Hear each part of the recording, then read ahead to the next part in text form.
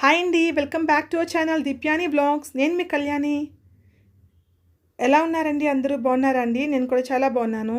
ఈరోజు నేను మీ ముందుకు వచ్చాను సరికొత్త రెసిపీతో. అదేనండి, కజ్జికాయలండి. అయితే మైదాతో చేస్తాం కదా, జనరల్గా మైదాతో చేస్తే కొంచెం క్రిస్పీగా వస్తాయి. బట్ మైదా కన్నా గోధుమ పిండి అయితే మనకి హెల్త్ కూడా మంచిది కాబట్టి నేను గోధుమ పిండితో అయితే ఈ రెసిపీ చేయాలనుకుంటున్నాను. ఇక నేను 1 కప్ గోధుమ పిండి తీసుకున్నానండి. గోధుమ పిండి తీసుకుని ఇలాగా జల్లించుకున్నాను. అలాగే 1/2 కప్ గోధుమ నూక తీసుకున్నానండి. కొంచెం సాల్ట్ వేసుకున్నాను. అలాగే గీ మరిగించి వేసుకుంటున్నానండి. ఈ గీ వేసుకున్నాక మనము ఈ నెయ్యి అనేది మొత్తం పిండంతా పట్టేలాగా బాగా కలుపుకోవాలండి.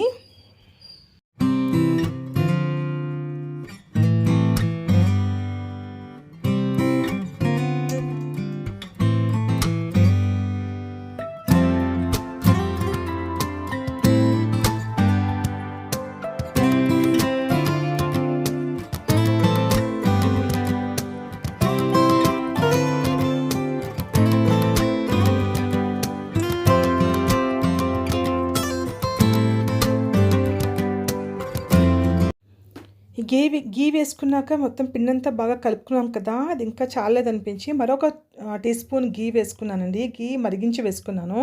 వేసుకొని పిండంతా బాగా పట్టేలా కలుపుకున్నాక ఇలా చేత్తో ఇలాగా ఉండ చేసుకుంటే మనకి ఉండ రావాలన్నమాట. ఆ కన్సిస్టెన్సీ వరకు మనం దాన్ని కలుపుకొని ఉంచుకోవాలి. ఇప్పుడు అలాగే గోరువెచ్చని నీళ్ళు తీసుకొని ఇది గోరువెచ్చని నీళ్ళు కంపల్సరీ అండి. దానివల్ల మనకి క్రిస్పీనెస్ అయితే వస్తుంది. గోరువెచ్చని నీళ్ళు తీసుకొని కొంచెంగా యాడ్ చేసుకుంటూ పిండిని కలుపుకోవాలండి. ఇప్పుడు చపాతీ పిండి యాడ్ చేసుకుంటామో అదేవిధంగా దీన్ని కూడా కలుపుకోవాలండి. గోధుమ నూక అనేది నెమ్మదిగా వాటర్ అనేది అబ్జర్వ్ చేసుకుంటుంది కాబట్టి కొంచెంగా వాటర్ కలుపుకుంటూ మనం ఈ పిండిని అయితే కలుపుకోవాలండి. ఇప్పుడు పిండి అయితే కంప్లీట్ అయిపోయింది కదా, కలిపేసుకున్నాము. పైన కొంచెం గీ అయినా లేకపోతే ఆయిల్ అయినా అప్లై చేయాలండి. అప్లై చేసి దానిపైన మూత పెట్టుకోవాలండి. అసలు ఇది డ్రై అయిపోకూడదు, దానికి అలా మాయిశ్చర్ ఉండాలి కంప్లీట్గా. సో మూత పెట్టుకొని సైడ్ ఉంచుకున్నాను. ఇప్పుడు కొబ్బరి చూపిస్తున్నానండి. కొబ్బరికాయని నేను ఈ విధంగా సన్నని ముక్కల కింద తరిగి దాన్ని ఇప్పుడు నేను మిక్సీ గ్రైండర్లో వేసుకొని కొబ్బరి తురుము అయితే తయారు చేసుకుంటానండి. మీరు కొబ్బరి తురుము మామూలుగా కూడా చేస్తారు కదా, కొబ్బరి తురుముకుంటాం కదా, దాంతో కూడా మీరు చేసుకొని కొబ్బరి తురుము అయితే తయారు చేసుకోవచ్చు. లేదా ఈజీగా అయిపోవాలి అంటే మనం గ్రైండర్లో కూడా మిక్సీ గిన్నెలో కూడా వేసుకొని గ్రైండ్ చేసుకోవచ్చు అండి. అయితే నేను ఈ విధంగా సన్నంగా ముక్కలు తరిగి వాటిని మిక్సీ గిన్నెలో వేసి గ్రైండ్ చేసుకున్నాను. ఇప్పుడు దాన్ని వేరొక ప్లేట్లోకి ట్రాన్స్ఫర్ చేసుకుంటున్నాను.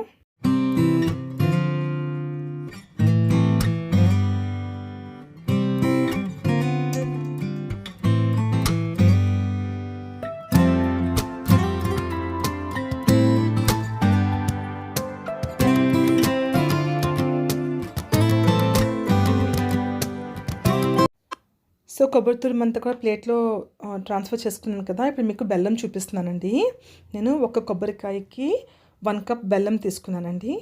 అలాగే మనకి కావాల్సినవి ఇలాచీ పౌడర్ కూడా. సో ఇప్పుడు దీంతో మనము లోపల అంటే కజ్జికాయ లోపల స్టఫింగ్ చేస్తాం కదా, దాన్ని ప్రిపేర్ చేసుకుందామండి.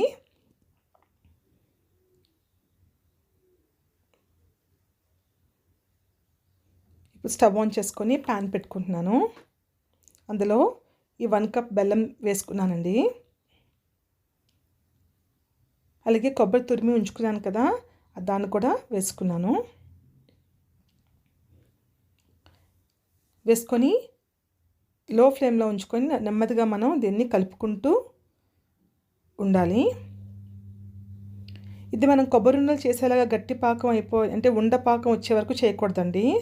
స్టఫింగ్ కోసం కదా ఇది. సో అందువలన ఉండపాకం వచ్చేవరకు కాకుండా తయారు చేసుకోవాలి.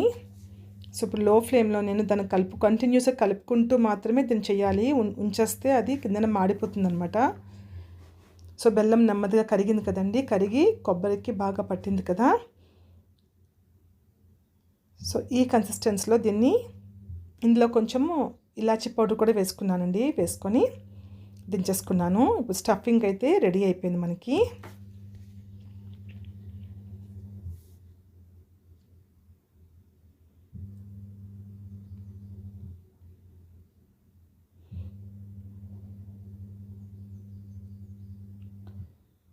ఇప్పుడు ఆ స్టఫింగ్ అనేది రెడీ అయిపోయాక దాన్ని కూల్ చేసుకోవడానికి పక్కన ఉంచుకున్నాను. ఇప్పుడు స్టవ్ ఆన్ చేసి ఆయిల్ పెట్టుకున్నానండి. ఇప్పుడు ఆయిల్ హీట్ అయ్యేలోగా మనం ముందుగా ప్రిపేర్ చేసి ఉంచుకున్నాం కదా, ఈ పిండిని ముద్దల కింద చేసుకొని దాన్ని కజ్జికాయలని తయారు చేస్తున్నాను అనమాట. సో కొంచెం గోధుమ పిండిని డస్టింగ్ కింద వేసుకున్నాను. డస్టింగ్ చేసుకొని ఇప్పుడు చపాతీలు ఎలా పాముతామో ఆ విధంగా దీన్ని పామాలండి. దీన్ని మరీ పలుచగా పామకూడదు, అలాగే ఎక్కువ థిక్గా కూడా ఉండకూడదండి.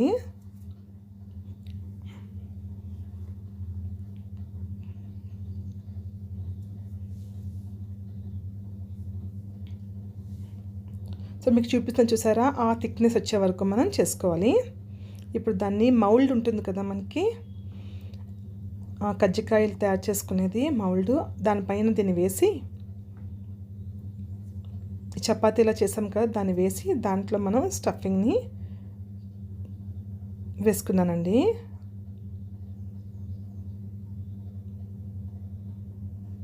కొబ్బరి మిక్చర్ని వేసుకొని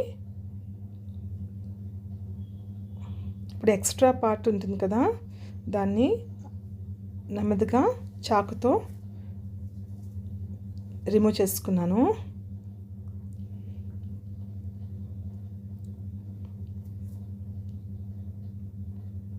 అంతేనండి. ఈ విధంగా అయితే మనం కజ్జికాయల్ని తయారు చేసుకొని ఉంచుకోవాలన్నమాట.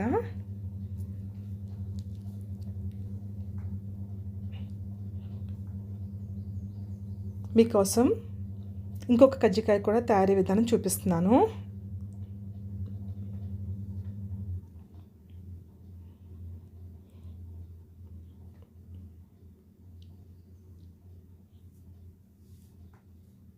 థిక్నెస్ చూసారు కదా, ఆ థిక్నెస్లోనే మనం చేసుకోవాలన్నమాట.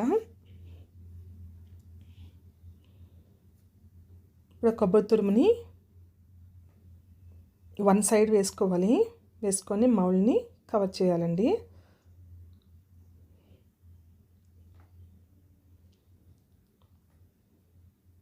ఇక్కడ మీకు ఎక్స్ట్రా చూడండి, అక్కడ గ్యాప్ ఉంది కదా, గ్యాప్లో కానీ పిండి వెళ్ళిపోతే అక్కడ కట్ అయిపోతుంది అనమాట. దానివల్ల లోపల స్టఫింగ్ అనేది బయటకు వచ్చేస్తుంది. సో మీకు చూపిస్తున్నాను అనమాట. లోపల అనేది ముందుగా మనం కవర్ చేసుకొని ఆ తర్వాత ఎక్స్ట్రాగా ఉన్న దాన్ని రిమూవ్ చేసుకోవాలి.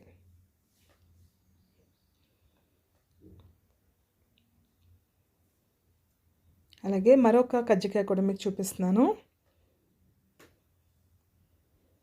ఎందుకంటే ఇదే మెయిన్ అండి. ఇక స్టఫింగ్ సరిగ్గా చేయకపోతే అదంతా కూడా బయటికి ఊదేస్తుంది అనమాట.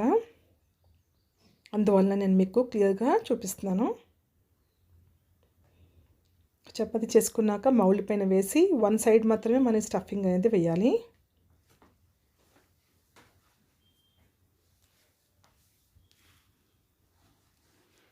వేసి మౌల్డ్ని కవర్ చేయాలి. చూసారు కదా, అక్కడ గ్యాప్ దగ్గర మాత్రం మనం నీట్గా ప్రెస్ చేసుకొని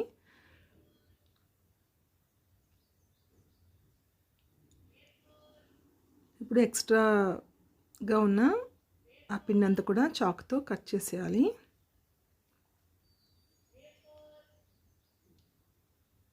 అంతేనండి. ఈ విధంగా కజ్జికాయలన్నీ చేసుకొని రెడీగా ఉంచుకొని దాని తర్వాత మనం డీప్ ఫ్రై చేసుకోవాలి. ఇప్పుడు ఆయిల్ మరిగిందా లేదా అని టెస్ట్ చేయడానికి చిన్న పిండి ముద్దను అయితే అందులో వేసాను. ఇది ఎప్పుడు కూడా ఆయిల్ అనేది బాగా హీట్ అయ్యాక వేయకూడదండి. మాడిపోతే తప్ప లోపల అనేది మనకి ఆ క్రిస్పీనెస్ అనేది రాదనమాట. లోపల అనేది సరిగ్గా ఉడకదు, పైన క్రిస్పీనెస్ కూడా రాదు. సో అందుకే మనం మీడియంగా ఉన్న ఆ హీటే సరిపోతుంది ఇవి వేయించుకోవడానికి. ఎక్కువ వేడి ఆయిల్లో మాత్రం వేయకూడదండి ఇవి. సో చూస్తారు కదా, పక్కనున్న బబుల్స్ అన్నీ కూడా కొంచెం తగ్గుతాయి. వేయగానే బబుల్స్ అనేవి ఎక్కువ ఫామ్ అవుతాయి. స్లోగా బబుల్స్ తగ్గిపోతాయి కదా, అంటే ఇది ఫ్రై అయిపోయాయంట అండి. సో ఈ విధంగా నేను ఒక్కొక్కటిగా వేసుకొని ఫ్రై చేసుకుంటున్నాను.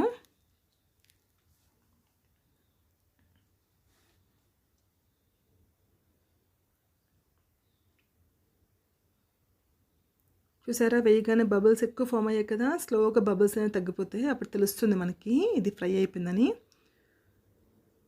ఇప్పుడు వేరొక సైడ్ అంటే ఇంకో సైడ్ టర్న్ చేసుకున్నాను. టర్న్ చేసుకొని రెండు వైపులా బాగా ఫ్రై అయిన తర్వాత తీసుకొని ముందుగా టిష్యూ పేపర్ మీద వేసుకోవడం వల్ల ఆయిల్ అనేది ఎక్స్ట్రా ఆయిల్ అబ్జర్వ్ చేసేసుకుంటుంది. ఈ విధంగా మిగతా అన్ని కజ్జికాయలను కూడా ఫ్రై చేసుకోవాలండి.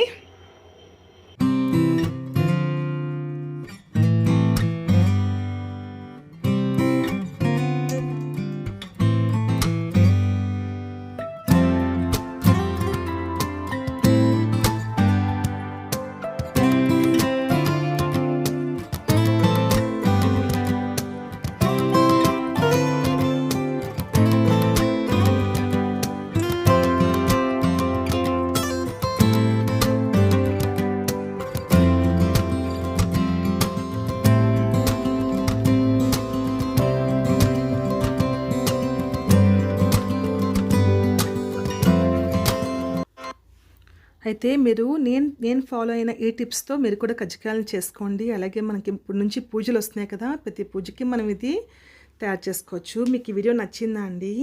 ప్లీజ్ నచ్చితే ఒక లైక్ చేయరా, అలాగే మా ఛానల్ని సబ్స్క్రైబ్ చేసుకోండి.